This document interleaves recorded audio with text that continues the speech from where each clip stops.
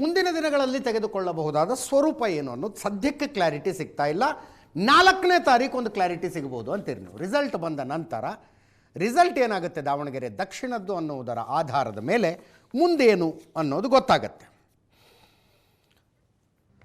ಮುಂದಿನ ಸುದ್ದಿಗೆ ಹೋಗೋಣ. AICC ಅಧ್ಯಕ್ಷ ಮಲ್ಲಿಕಾರ್ಜುನ ಖರ್ಗೆ ಅವರು ಪ್ರತಿಯೊಂದು ಕ್ರೂಷಿಯಲ್ ಎಲೆಕ್ಷನ್ನಲ್ಲೂ ಅವರು BJPಯನ್ನು, RSS ಅನ್ನು, ನರೇಂದ್ರ ಮೋದಿ ಅವರನ್ನು ಟೀಕಿಸುವ ಭರದಲ್ಲಿ ಒಂದಲ್ಲ ಒಂದು ಎಡವಟ್ಟು ಶಬ್ದ ಬಳಕೆ ಮಾಡಿಬಿಡ್ತಾರೆ. ಈ ಪಂಚರಾಜ್ಯ ಚುನಾವಣೆಯ ಪ್ರಚಾರದಲ್ಲಿ ಇದು 3ನೇ ಸಲ ಆಗ್ತಾ ಇದೆ. 3ನೇಯ ಸಲ ಇದು.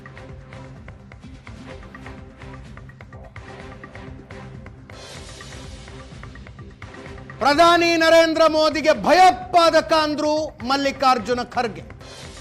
ಇದು ಚೆನ್ನೈನಲ್ಲಿ.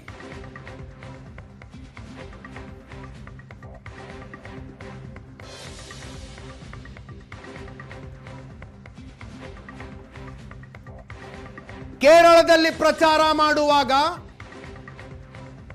ಗುಜರಾತ್ನಂಥ ಅನಕ್ಷರಸ್ಥ ಜನರಿಗೆ ನೀವು ಮೋಸ ಮಾಡಬಹುದೇ ಹೊರತು ಕೇರಳದಂಥ ಅಕ್ಷರಸ್ಥ ಜನರಿಗೆ ಅಲ್ಲ ಅಂದಿದ್ರು. ಅಸ್ಸಾಂನಲ್ಲಿ ಪ್ರಚಾರ ಮಾಡುವಾಗ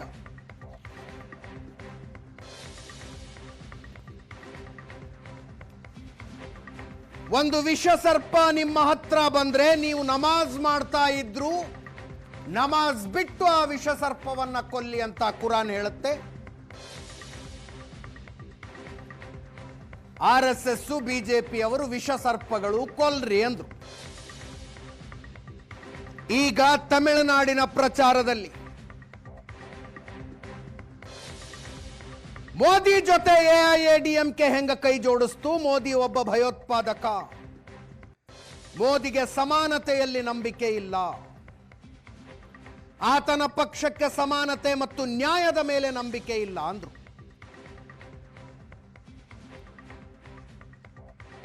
ಪಂಚರಾಜ್ಯ ಚುನಾವಣಾ ಪ್ರಚಾರದಲ್ಲಿ ಮಲ್ಲಿಕಾರ್ಜುನ ಖರ್ಗೆ ಅವರ ಸತತ 3ನೇಯ ಎಡವಟ್ಟು.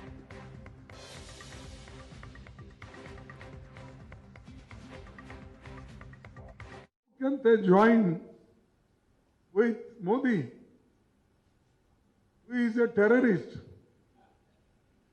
and who won't believe in equality?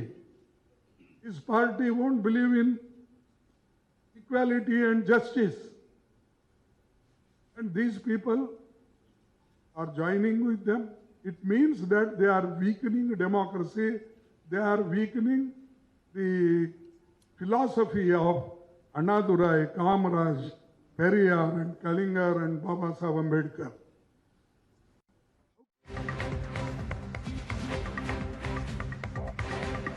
Mallikarjuna Kharge ಅವರ ಸ್ಪಷ್ಟನೆ ಬರ್ತಾ ಇದೆ.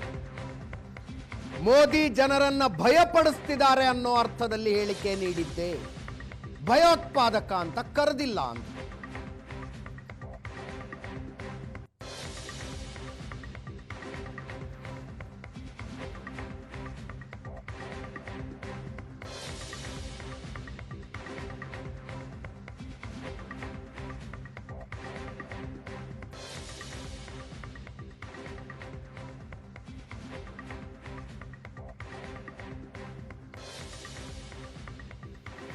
ಭಾರಿ ಆಕ್ರೋಶ ವ್ಯಕ್ತ ಆಗ್ತಾ ಇದೆ ಮಲ್ಲಿಕಾರ್ಜುನ ಖರ್ಗೆ ಅವರ ಹೇಳಿಕೆಗೆ.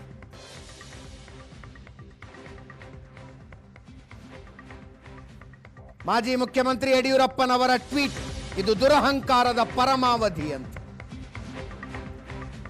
ಕೊಳಕು ವಿಷಕಾರಿ ಮನಸ್ಥಿತಿಯ ಅನಾವರಣ.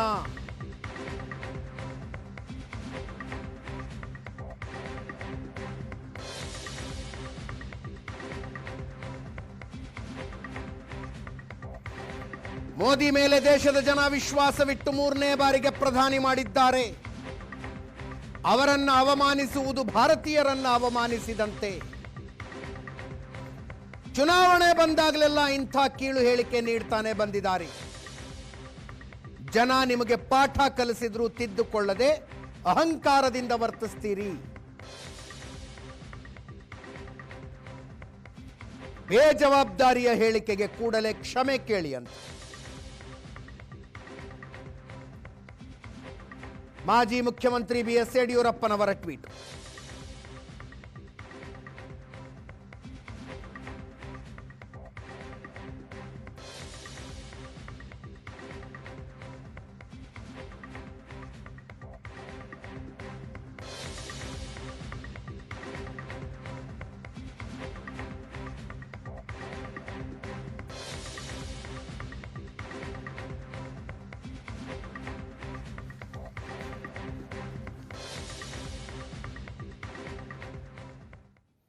ಮತ್ತೊಮ್ಮೆ ನನ್ನ ಕೊಲಿಗ್ ಪ್ರಶಾಂತ್ ನಾಥ್ ಇದ್ದಾರೆ. ಪ್ರಶಾಂತ್, ಇದು ಅತಿಯಾದ ವಯಸ್ಸಿನ ಕಾರಣಕ್ಕಾಗದ ಬಾಯಿ ತಪ್ಪತ್ತ ಒಂದರ ನಂತರ ಒಂದರಂತೆ ಮೋದಿಗೆ 6 ಹೊಡೆಯೋಕ್ಕೆ ಅವಕಾಶ ಕೊಡ್ತಾರಲ್ಲ, ಫುಲ್ ಟಾಸ್ ಬಾಲ್ ಹಾಕಿ ಇವರು ಅಂತ. ಅದಿದ್ದು ಒಂದು ನೀವು 6 ಹೊಡಿಲ್ತಿರೋ ಬಿಡ್ತಿರೋ ಅದು ಮುಂದಿನ ಮಾತು. ಆದರೆ ನನಗನ್ಸುತ್ತೆ ಸಾರ್ವಜನಿಕ ಜೀವನದಲ್ಲಿ ಟೀಕೆಗಳನ್ನು ಮಾಡುವಾಗ, ಅದು ರಾಜಕೀಯದಲ್ಲಿ AICC ಅಧ್ಯಕ್ಷರು ಟೀಕೆಗಳನ್ನು ಮಾಡುವಾಗ ಜೋಲ್ ತಪ್ಪಾರ್ದು.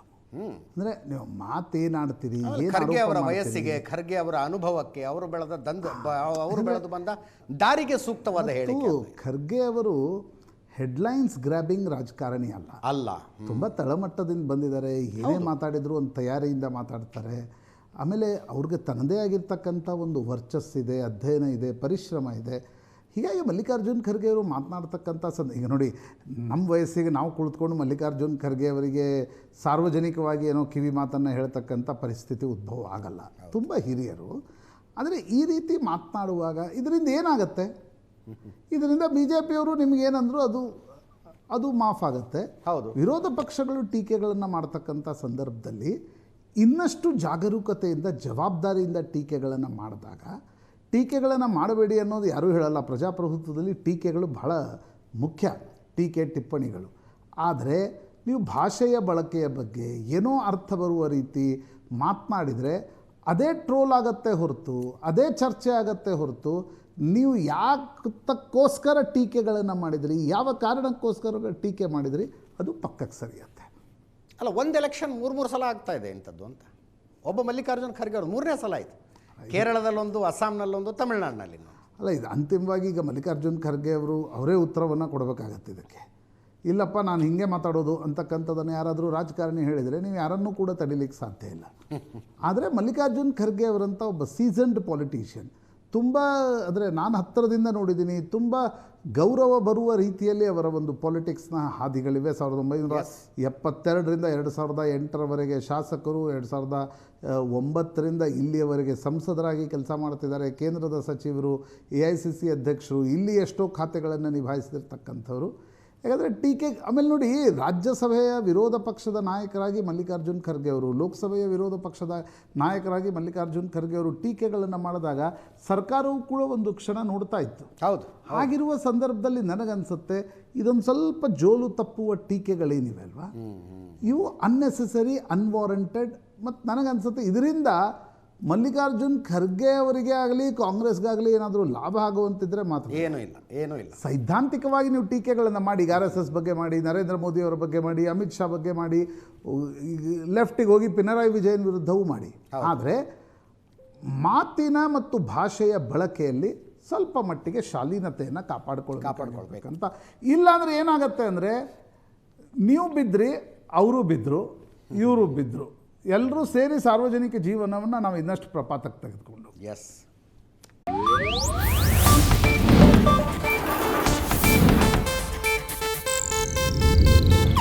ಇದು ಏಷ್ಯಾನೆಟ್ ನ್ಯೂಸ್ ನೆಟ್ವರ್ಕ್ ಪ್ರಸ್ತುತಿ.